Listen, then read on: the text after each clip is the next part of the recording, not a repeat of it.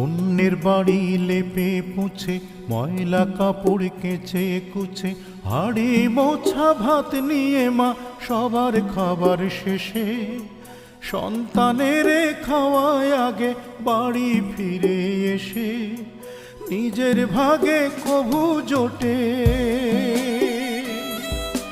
নিজের ভাগে কভু জোটে শুধু এক মগ পানি।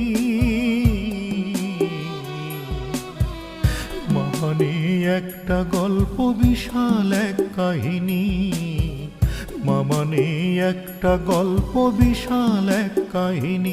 মাগো মা